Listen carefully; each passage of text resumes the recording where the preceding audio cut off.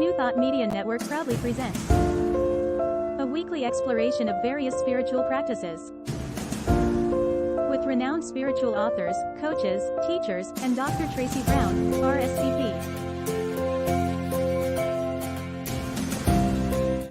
And now, here's Tracy.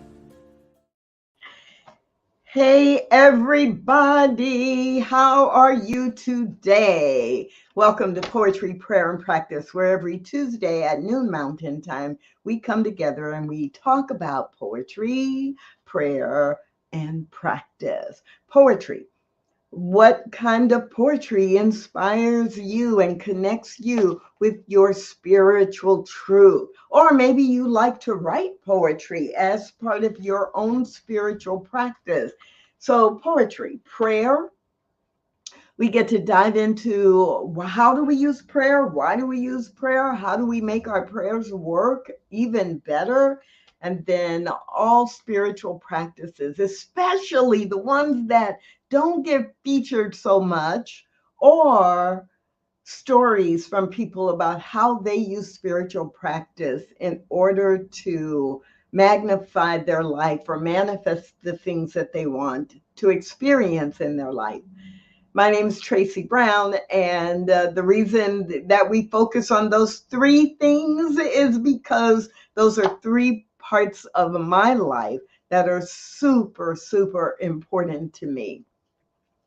Today, I get a chance to visit with someone who I've known for a while, but we've never really just sat down and talked about life from a spiritual perspective. So let me tell you three random things about Stephan van Coppenole. So random thing number one, I met Stephan because of his experience and skills in accounting and financial matters, which is partly why I've not really talked to him from a spiritual perspective before, because, right, we're talking about accounting and things like that. Random fact about Stephan is that you'll hear in a minute that he speaks with a French accent, and I'll let him tell you why that is so. And random fact about Stephan that I will share with you is that I wanted him on the show because so often we think ministers or people who have certifications are the ones who you talk to about spiritual things. And what I love about Stephan is that without any of those spiritual certifications, he lives his life integrating all of the things we talk about and we value from a spiritual perspective. And I want you to meet someone who is using the principles and not just talking about them. So those are three things I'm just choosing out of the 25 or 30 things I could tell you about Stephan. And I'm going to bring him in now. Stephan van Coppenole. I always pause there because it's like, I know it's VAN, but in my brain, I'm pronouncing it VON. And my brain is like, that's not what it says. There's an A. Why isn't it Van Coppenole? Because my family, we choose to do things a little bit different. Hi, Tracy. Welcome. I am so grateful for you saying yes to the invitation to be on the show. And I'm so grateful and honored to be here. And grateful that you asked me to come on. So I just picked three random things to tell the audience about you, but that doesn't even begin to skim the surface. So what else would you like people to know about you, who you are? So, well, I was born in France. and I came to America when I was about 8 years old, and I've been living in the States since then. So now I speak English with a French accent, and I've lived here so long that when I go back to France, I speak French with an American accent. And another thing about me is I love to grow. I'm very growth oriented. I love to become the next best version of myself, and I love helping other people grow as well. That is like hearing you say that. As you're saying it, I'm thinking about how I've observed you over the last few years. And that is a perfect way to capture how I see you and how I have experienced you, because you definitely are a better version, right? And you were a great version 5 years ago, or you're right, in the past, but you're constantly like, well, I'm going to try this. Well, I think I'll do that next. Well, I'm going to go in this direction because it will bring me better health, or it will bring me to a higher standard. And you just do that so beautifully without fanfare. We just see the result of it. So, what do you think, or planted that seed, or when you take a deep breath, that desire to grow, where does that come from? Well, um, I think back to this vision I have of myself. And for a long time, I've had a vision. I wanted my life to be different than the way it was. I wanted to experience life on a different level, and I want to contribute to the world at a different level as well. And it's about accepting where I'm at right now. So I fully accept where I'm at, and I know the longer I'm on earth, the more I can grow. And I have this vision, these things I want to manifest in my life, and both how I show up, how I help the world, and how what I get to experience and what I get to enjoy. So a long time ago, I decided that every day I would actually spend an hour on my growth, one way or another, whether it's consuming material or whether it's looking within, looking inside, seeing what's going on within me. What are my preferences? What do I want? What are my thought patterns? How am I thinking about things? What are my beliefs? And it's the idea that if I want to transform my life, I can transform my life one little bit every single day. Some people say they can change their life 1% a day, and I think that's 1% a day for a whole life is way too big. So I think if I can change my life 1/10 of 1% a day, that adds up, and that stacks up every single day. I spend that 1 hour every single day. I grow 1/10 of a percent. Well, after a month, it's only like a very small amount, but after a year, that becomes measurable. After so it leads to transformation, and I get to grow more into that vision I have, that continuously evolving vision I have of myself. Something you said really stuck, like just hit me right here.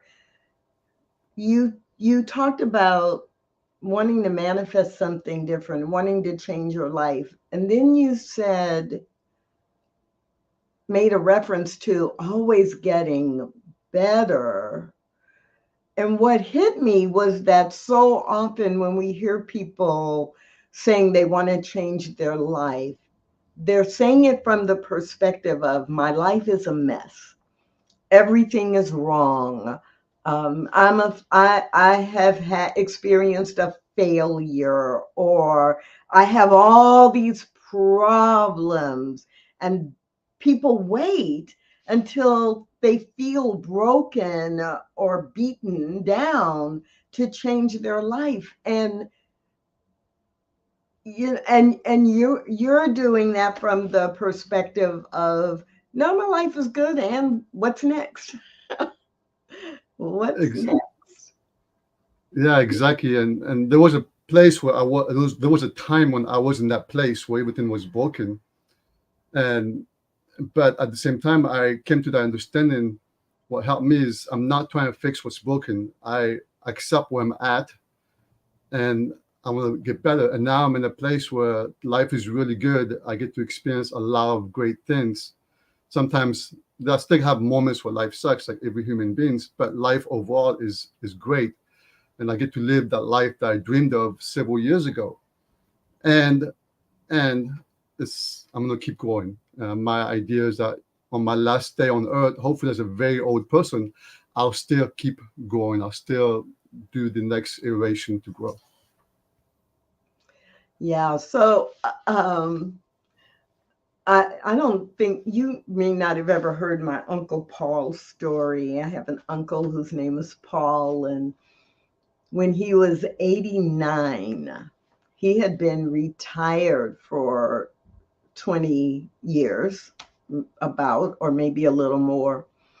But in those 20 years, the internet came around and personal computers and laptops came around. When he retired, even though he had a corporate job and was a, leader, a manager in a big corporation, there wasn't any of that. So he didn't learn it through work. So he's 89 years old. And one day I get an email, and he has a very unusual like middle name. And so the email had, first name, middle, last name. And I'm like, who's using my Uncle Paul's name in an email? Because I know he doesn't know how to use the internet or any of that.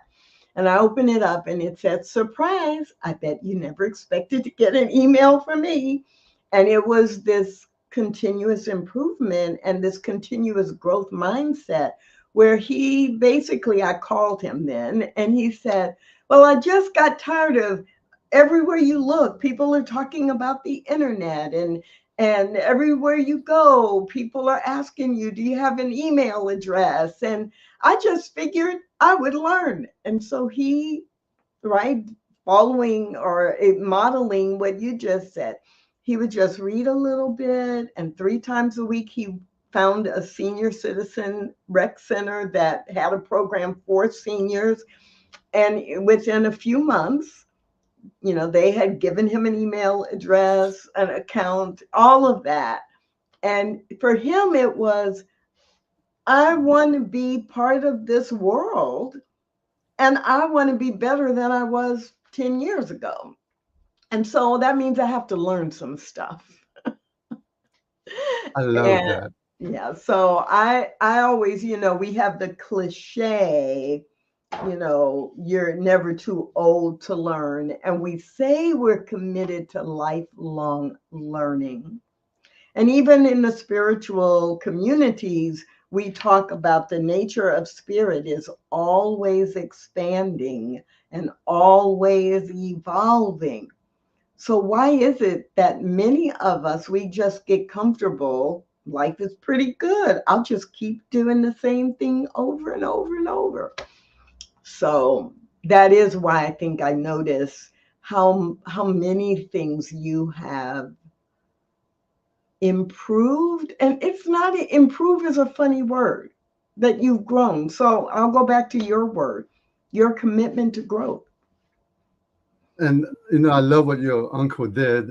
That's awesome. And it's like when we get older, there's this idea in society or in some circles, we get older, we achieve it, and we just stay where we are. And I'm like, no, when we get older, we can look forward to having more capabilities.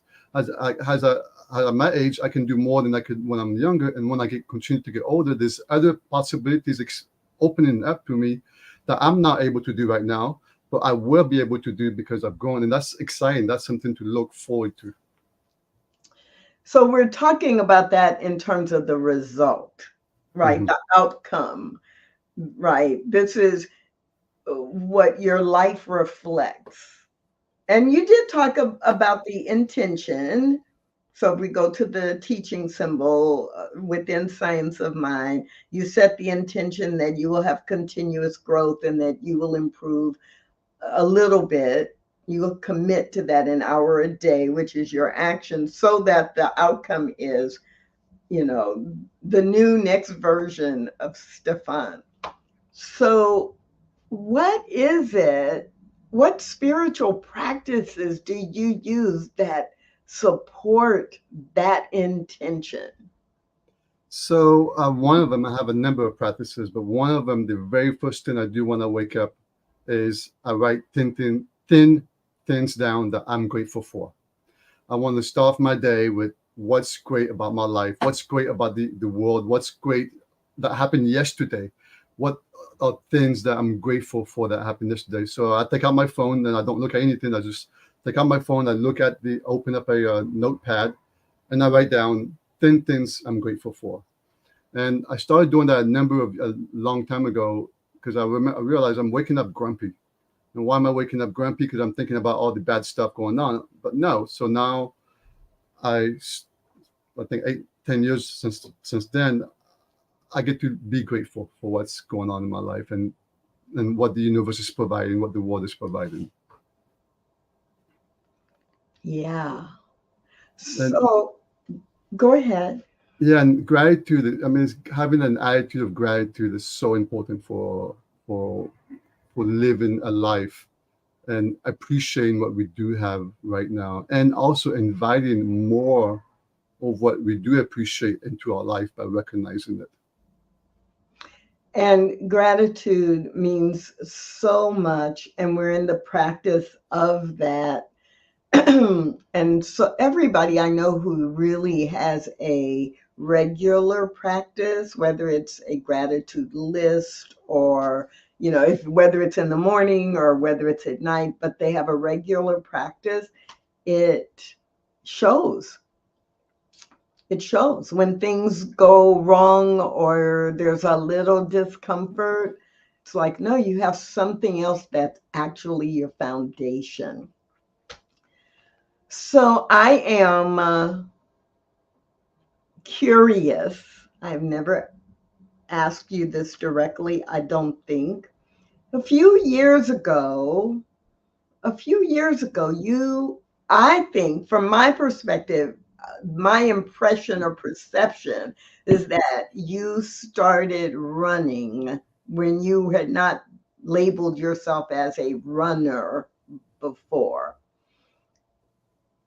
And it felt to me as an observer that there was something spiritual about the commitment you made to running. Because all of a sudden, I'm like, Stephan's not a runner, but wait, he just entered a 5K. Well, wait, Stephan's not a runner. Wait, there's pictures on Facebook and he's out there in a competition.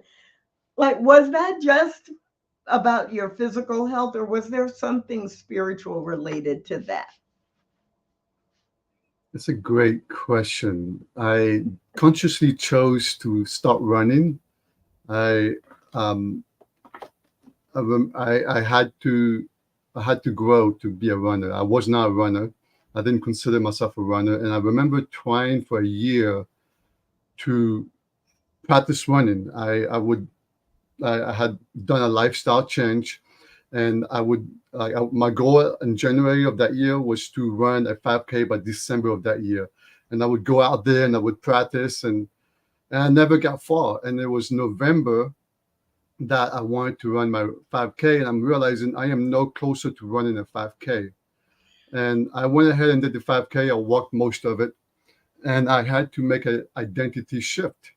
And I realized I don't see myself as a runner, so of course I'm not running. But let's make this shift. Let's see myself as a runner. And I made that shift. So as far as spirituality, as far as whether it was a spiritual principle, well, I love competition. So I love to compete, and I choose to work in the field where I'm helping others. So I don't have competition in my field of work, which I don't want that. But in my private life or in my personal time, I love to compete. I love to push myself. What I love about racing and about running is I get to focus for that brief moment. I get to shut out the entire world, and I get to focus on giving 100% maximum of my effort and to do my best time to be the next version of my physical self. So that's So in that time period where it was not really happening, you just said something that is really powerful. You said, I realized I didn't see myself as a runner. It, being a runner is not my identity, and I needed to change my identity of myself.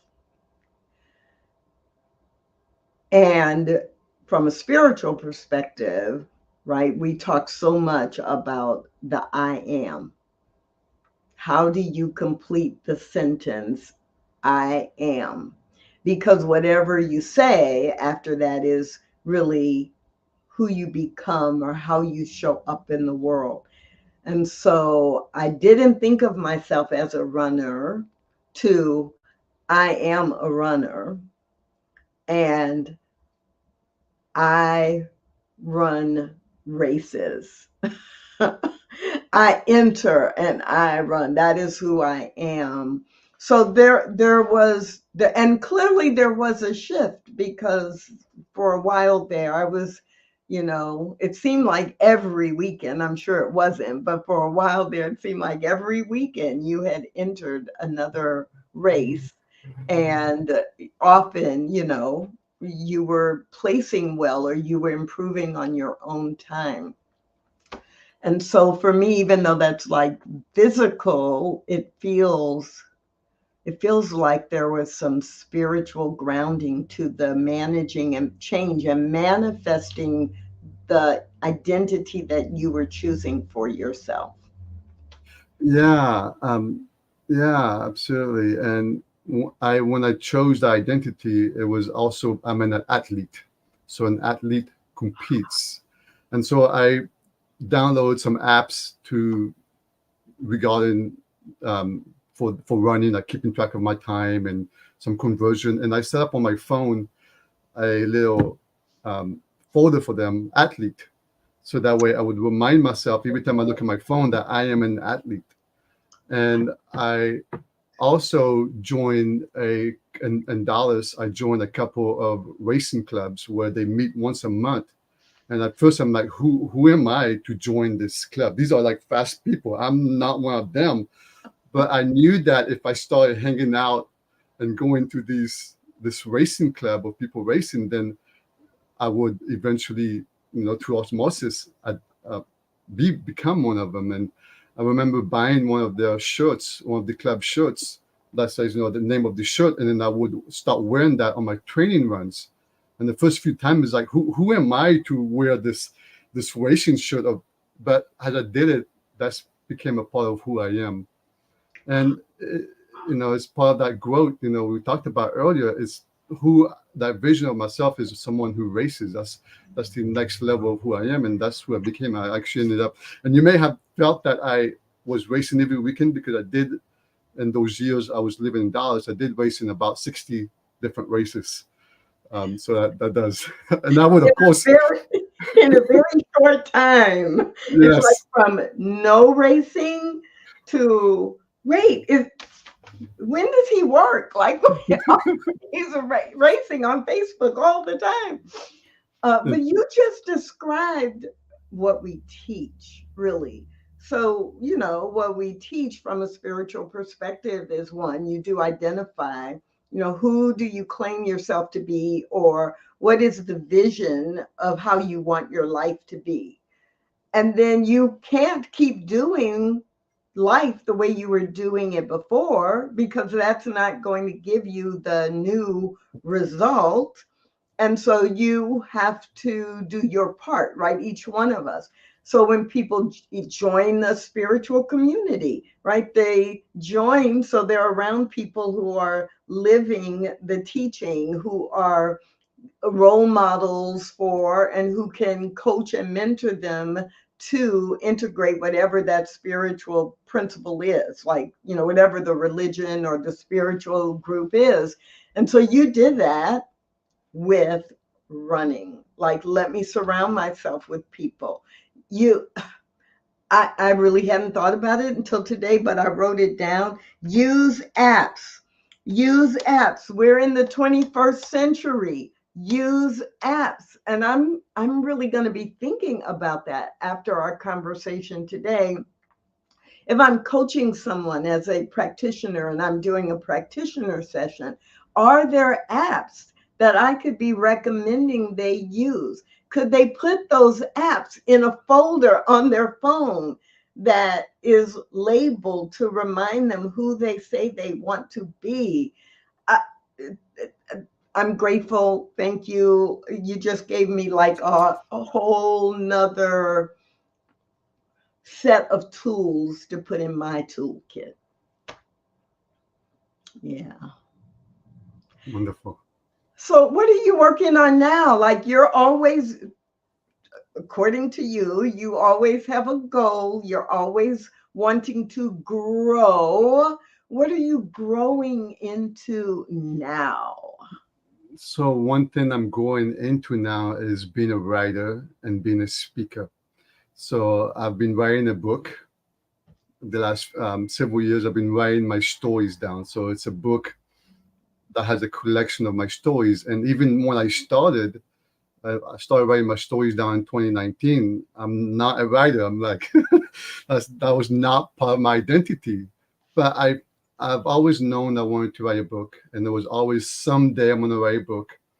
And then in 2019, it became now is this time to start the process. So I started writing, and I've evolved since then. And the years after that, I've kept growing in the way I write my stories.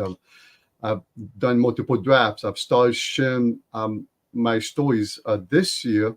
I've started sharing my stories with test readers so they could read it and they could get the feedback. I've started writing on Facebook, sharing some of my stories on Facebook that I've never shared outside of my very close circle of friends. And I've set the intention to grow and speak and share my stories and my lessons with other people. So that's part of building the identity as well, and taking the action and facing those fears. Because whenever we do something that we've never done to become the vision of who we want to be, that we've been someone that we have not yet been, or we want to manifest things that we've never had, and I tend to like manifesting things I've never experienced. Well, those things are outside of my comfort zone. And so that means I have to face the fears of doing things outside my comfort zone. So that's part of the whole process for me. You know I'm smiling, don't you? Why is that? Doing things I've never done before and facing fears.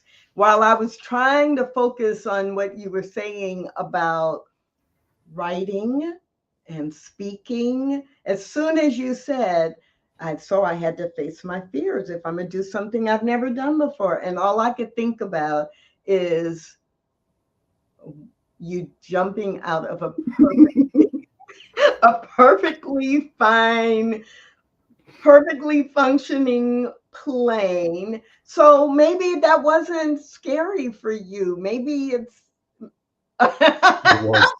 It maybe was. that wasn't scary for you the way it would be scary for me. But as soon as you said that, I was like, yeah, like, what did you do to face your fears of jumping out? So actually, I said that, but people watching don't know anything about that. So give them some framework or context for you jumping out of a plane, and then, or as a part of that, talk about how you faced your fears. Yeah. So before I do that, I just want to mention that perfectly fine plane. It was very cramped. It was so cramped inside. And so, outside of that plane, it was a lot less cramped, and I could actually stretch out in a way that I could not do that inside. But the story behind that is, yeah, so the story behind that is back in June, my father offered for my birthday. My father lives in Portugal. I live in America. And he offered for my birthday to give me on a skydiving experience when I go visit him in Portugal, which I was doing in October.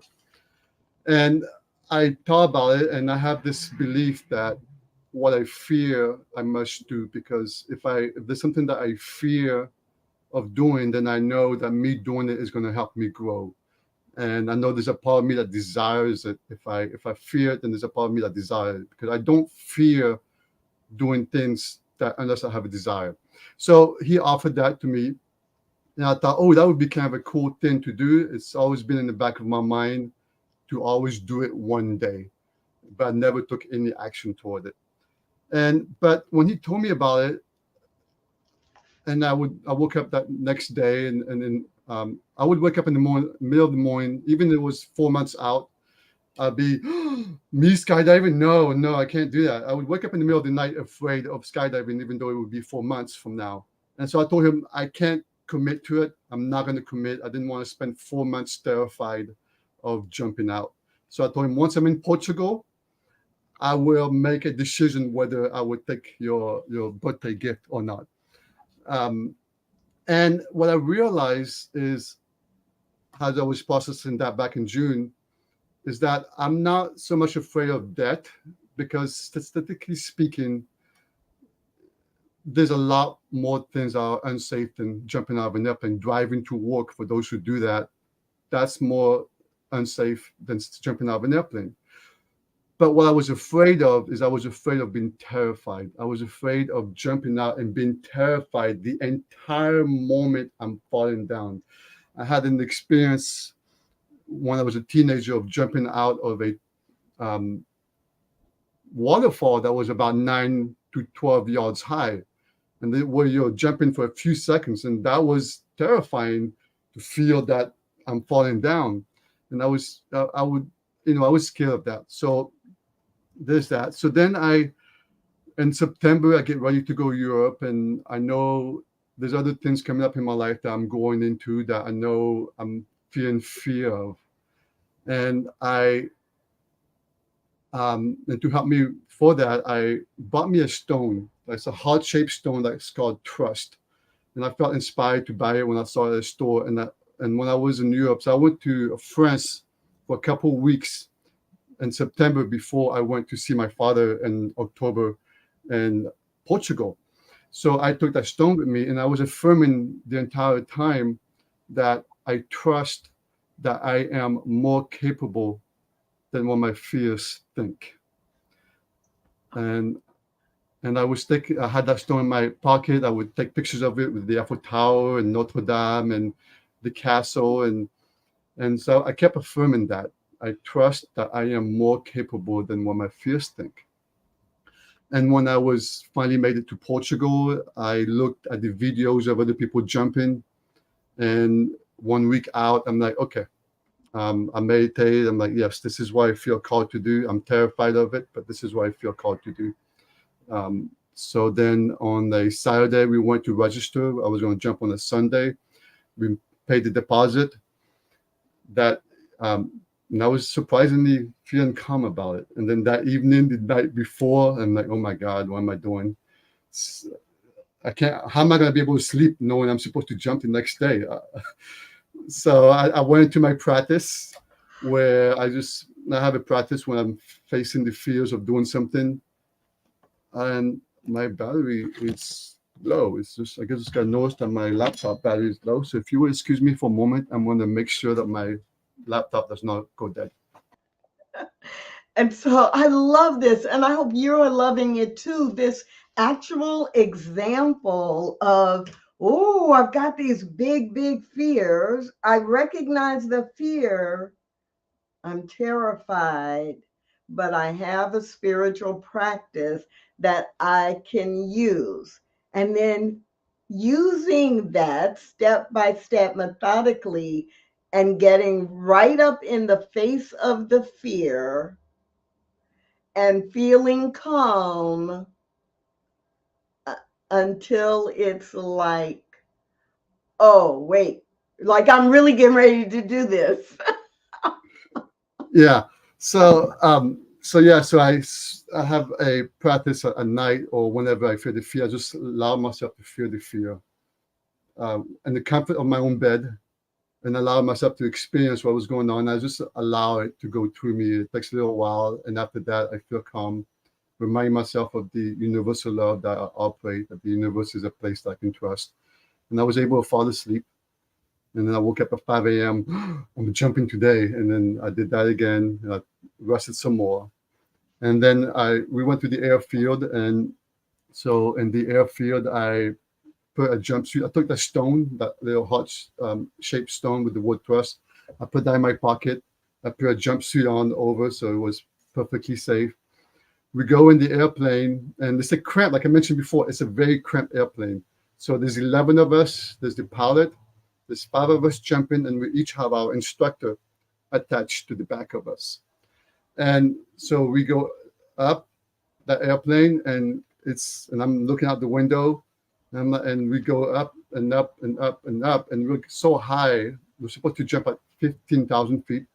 And it is so high that even though I'm on the southern coast of Portugal, I can see the west coast of Portugal as well, even though that's probably a few hours of driving away. And so we start going up, and then we level off. And I'm like, this is so high. And to compare, like an airliner usually flies around 30,000, 40,000 feet, and we're supposed to be at 15,000 feet. And my instructor, when we level off, he tells me we're at 10,000 feet, and these people ahead of us, they paid to jump at the lower. So we paid for me to jump at 15,000 feet, but these other people are going to be jumping at 10,000 feet. And I'm like, we're only at 10,000 feet. We're supposed to go another 5,000 feet higher than this. I'm like, this feels like a mistake to have chosen the 15,000 feet rather than the 10,000 feet. And so then they open the door for those 2 other people to jump, and I can see it's like less than a yard away from me, and the door is open, and I can see the ocean and the coast, and there's no cloud, there's nothing. I just see that, and I can't even see the houses were so high. And then those 2 people jump, and then they close the door, and then we start going back another 5,000 feet, and I'm like, my head is like, I'm used to, like, I've been trained to all my life since I was a kid. When you go to the edge, you're very careful. You don't go to the edge where you jump off. You don't want, and then here I'm supposed to do that. I'm supposed to go to the edge, and I'm supposed to then jump off into the void. And then I'm also thinking there used to be 5 of us, 10 of us with the instructors, and now there's only 6 of us with the instructors. These 2 people that were right there are no longer on this plane. They're somewhere falling through. That was, and I'm supposed to be next. I'm supposed to do that. And I'm like, oh my God. And I don't know how I'm going to handle. How am I going to handle? There's a portion where we free fall. How am I going to handle that? I don't know. And then there's a portion where I'm supposed to be in the parachute, hanging from the parachute. How am I going to handle that? I don't like to hang from stuff.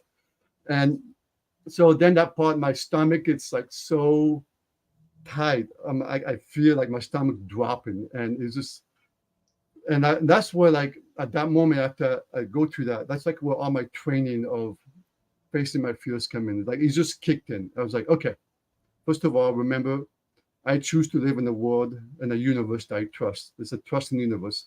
I choose to live in a world where I am loved. There's love. Love is universal. So it reminded me of those spiritual truths. And then I also decided, from now on, I'm only going to focus on my job. And I'm not going to focus on what's out of mind. I'm not going to focus on what my instructor's job is. So my job is, once we get to 15,000 feet, I'm supposed to pull us from the back of the plane. Once the person in front of me has jumped or is getting ready to jump, I'm supposed to pull us to the middle. And then once you jump, I'm supposed to go to the edge. I'm supposed to put my feet outside the plane. There's a ledger under the plane, but I'm supposed to make sure my feet are hanging loose. Then I'm supposed to put my hand here on the harness, and then I'm supposed to look up like this. And then once I'm in that position, then the instructor is going to do what he has to do, and then he pushes us off. So I decided I'm only going to focus on what's mine to do, and I'm not going to worry about anything. I'm not going to worry what happens when it jumps. And the other thing I decided is that once that door opens up, I am not looking down, because I know how I felt when I looked down at 10,000 feet. 15,000 feet, I'm not looking down. So then we go up. We're at 15,000 feet. We level up. The person in front of me gets ready to jump. So then I move us to the middle of the plane, and I'm like grunting because it's physically hard to move us, but it's also like an emotional journey for me. It's like I'm really committing myself to this by moving us. So I move us to the middle. Person in front of me jumps, and then I'm putting my head up because I don't. From there, even before I have to, I'm putting my head up because I do not want to look at the ground before I'm out. So then I move us to the edge. Make sure my feet are hanging, and I put my hand like this, and I look up. And then at that moment, and I'm waiting for the instructor to do what he's going to do. And at that moment, I feel peace. I've surrendered to the moment. I've surrendered to what there is. And the instructor took a picture because he had a GoPro on his arm. He took a picture of me, and I'm looking up, and I can see in my eyes, like I have eyes of peace. And then in that moment, after that, he's ready. He pushes us off the plane. And he actually has us do a backflip. And I didn't realize it was a backflip because everything is like brand new for me. And he had us do a backflip, and then we stabilize. And my job was to put my hands out like this to the sides, and then put my feet under the instructor, although he had to remind me to put the feet under him. So I was going like this, free falling. And it takes me a little while to orient, a few seconds to orient myself. And I felt calm. I had this fear that I would feel terror the whole way down, but I felt calm because actually I didn't feel like I was falling. Technically, I knew in the back of my mind that I'm actually falling, but I'm so high up that I don't see any change. And I'm going down 120 miles an hour. But the wind, but what I'm experiencing is not that. What I'm experiencing is 120 miles of air coming at me. And I feel supported while I'm like this. I feel like my whole body is supported by the air. And I felt like, oh, the universe is supporting me while I'm hanging there. And I'm having this amazing, gorgeous view all around me of what's this beautiful landscape that I see on the coast of Portugal. And that, so I'm calm. I'm not relaxed, but I'm calm. And taking all of this in, and it feels like an eternity. At the same time, it also feels like a very short period. It's actually about 50 seconds. And after that, he opened up the parachute. So I go from laying on my belly to then being vertical with my feet off down first and my head is up. And I'm hanging from the parachute. And at that moment, I start to feel relaxed. I feel relaxed. And I'm like even saying, and I can see that in the video he took of me, I'm like, wow. And I'm like saying wow because it's a beautiful view, but I'm saying wow more like because I'm surprised, I'm relaxed. I'm hanging out. I can see houses. Now I start to see little houses like beneath my feet. And I see my feet and I see little houses. And I'm like, wow, I'm relaxed. And so then that takes a few minutes. I think we're going down maybe 20, 30 miles an hour. And then we land on the ground. And it's a joyous celebration. And later that day, I was visiting a castle because I'm working during the week. So during the weekends is when I go do all these things. So I'm visiting a castle. I'm like, wait a minute, let me take a moment to process, to pause what happened. And I took my stone out, that stone with the heart that I had with me, and I just looked at it. And then, because before I was affirming, I trust that I am more capable than what my fears think. But this time when I took my stone, I'm like, I don't have to trust. I know now that I am far more capable than what my fears think. And that's been my affirmation with that stone since I've had it. Because now it's not an affirmation. It's a sense of knowing. Wow.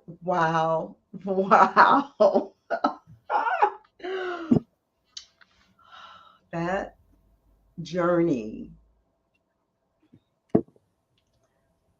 from fear to faith, from imagination being used in a negative way, to going beyond imagination to the clarity of knowing something without any doubt.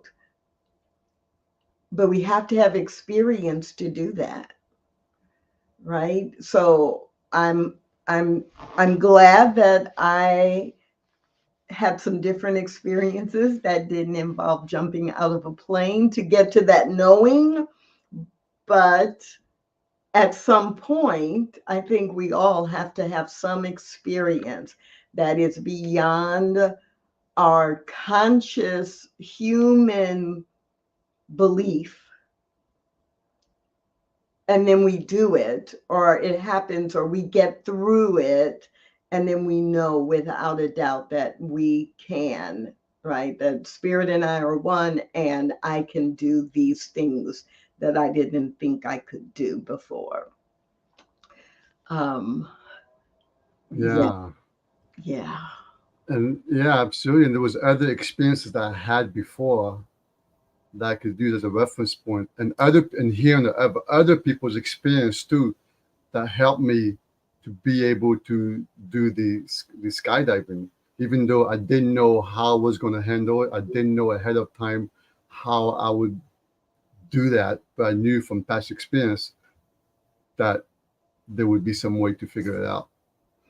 Yeah, and that's obvious too, because you referred, even as you were telling the story and in examples before, how because of your commitment to always be growing into the next expression of who you are, that you have built up a toolkit, right? You knew to use that stone and to you create and use affirmations, and no one had to pull you aside and teach you or tell you you should do this. Like, because of your past, you've integrated some of these spiritual practices and the knowledge of the principles into your life in such a way that they come forward for you at the right time.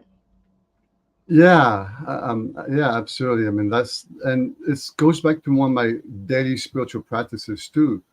Um, One of my daily spiritual practice that I do, I like to exercise, and then I like to ask myself, what's the most courageous thing for me to do today?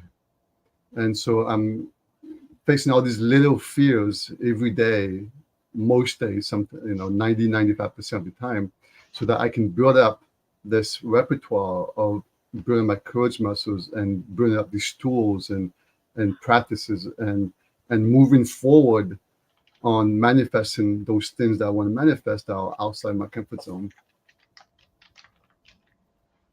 Well, this is why I wanted you to be a guest on the show.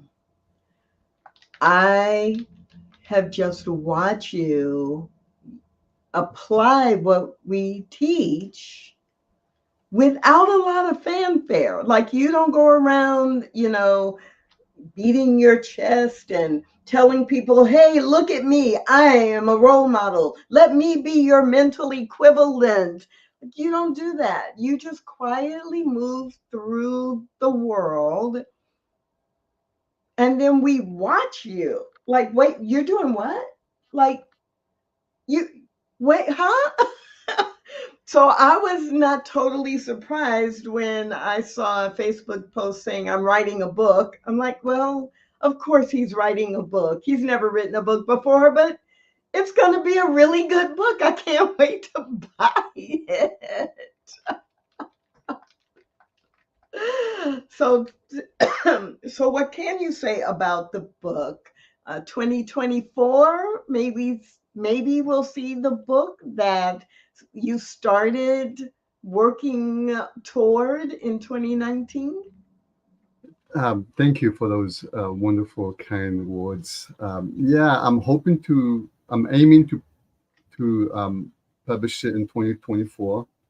And the book's title is called Learning to Live from the Heart. I made a decision a number of years ago, in or 8 or so, that I didn't want to live that life of where I'm afraid all the time, or I didn't want to live that life where I'm trying to run away from everything I'm afraid of. Because I used to live a life where I didn't do the courageous thing, where I didn't do the things I was afraid of. It was a life where, let me try to run away from everything I'm afraid of. Let me live in my little um, closeted, safe thing, except that the problem is I would get smaller and smaller and smaller. And there wasn't a life where I live out from the heart. And so I made that decision to live from the heart, to align myself with the principle of love rather than the principle of fear, where I try to avoid the fear, or whether using fear to get what I want. I didn't want to do that. I wanted to live with the principle of love. So so the book is a collection of stories that I've, from my experiences of me aiming to do that, where I look at facing fears, and I look at, okay, well, let me build these habits to build that foundation. Let me build my resilience for things that happen, and let me do the inner work. So I have these stories of these different aspects where I get to grow in different ways, and I get to share that and the lessons I've learned and the experiences I've had. Well, I, for one, am really looking forward to reading it and to celebrating you for taking this big step, like the next big step. And I also want to acknowledge that you mentioned you had this idea and decided you're going to write a book, and you started by capturing stories, and that this was in 2019. So often when we have goals for our lives, if they don't happen in 6 months, right, or in a year, we give up. With racing, you use the example of, you set a goal in January, and in November you held to the goal even though you walked more than you ran. And it was after that that you began to go deeper into the identity. And so that didn't happen like in 3 months or even the 11 months you originally thought it would take. So I don't want that to go unacknowledged, because I need the reminder that sometimes the bigger the goal or the bigger the vision compared to where I am now, it may not happen in 6 months or 12 months. It may take 5 years, or it may take 10 years, but that doesn't, delay is not denial. And it's not even delay when it's just step by step. I'm building the foundation to do it. Yeah, sometimes as human beings, we get impatient. We want things right away. We can visualize, we can imagine things happening right now. We want it right away. And yet it takes time sometimes for us to become that person that can do that. And yeah, it's a great reminder that sometimes things, take a while for us to be that person. And that is the key, to become that person. Because the moment we get clarity about moving in that direction, the universe says yes. And Yeah. I've got to grow my mental and physical experience. I have to grow that. I have to grow into that. I think you know Deb Hammond, and I always refer to her because I can't quote her exactly, but the paraphrase of one of my favorite things that she talks about is, she will frequently say, I'm not exactly sure why I'm doing this, but I know it's just my humanity catching up to the desire of my soul. And it's, I think, a lot of things that we set as goals, we know that's what we want to do, but we have to become that person who can do that or be that. Yeah, and then I love that the way you quoted that. That's beautifully said, the what Deb Hammond said. And I think that part of becoming that person is to take the actions that that kind of person does, because then that reinforces, because then we see ourselves taking that action that that kind of person does, and it kind of does a feedback. Okay, so I am that kind of person because I am taking that action. Yes. And sooner or later, our subconscious realizes, oh yeah, I'm a runner. Oh yeah, I'm a speaker and author. Yeah. Oh yeah, I'm a great parent. Oh yeah, I am a world traveler. Yes, I'm a philanthropist. Yes. So anything that we decide we want to define ourselves as, then yeah, we have to change what our subconscious thinks it knows about us, Mm-hmm.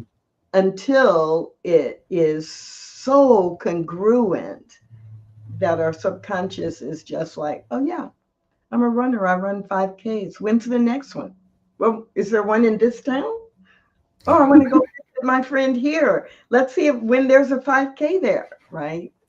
And I'm laughing because that's exactly what I do. Because when I go somewhere, I look to see if there's races. I'm going to go back home in Georgia. Well, that's not my home, but where my mom lives in Georgia for Christmas. I'm looking up to see what other races there that I can do. But yes, you're exactly right with the principles in practice there. Why am I not surprised?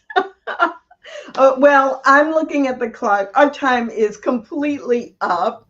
And I am, again, just delighted and grateful that you said yes, and that we were able to spend some time, of course, talking about who you are, and from or through the lens of how we can all apply spiritual principles and practices in our lives. Thank you so much, Stephan. Thank you so much, Tracy. I'm so grateful for this time.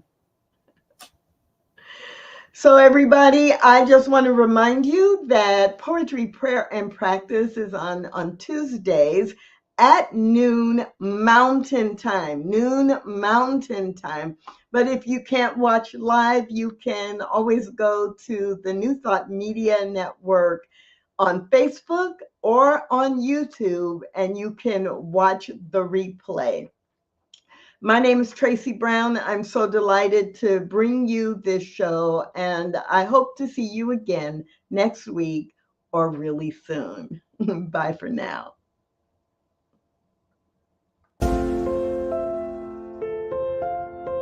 Thanks for watching. Join us again next week, or watch on demand at www.ntmedia.org or youtube.com/New Thought Media Network. New Thought Media Network, positively inspiring. Learn more at www.ntmedia.org.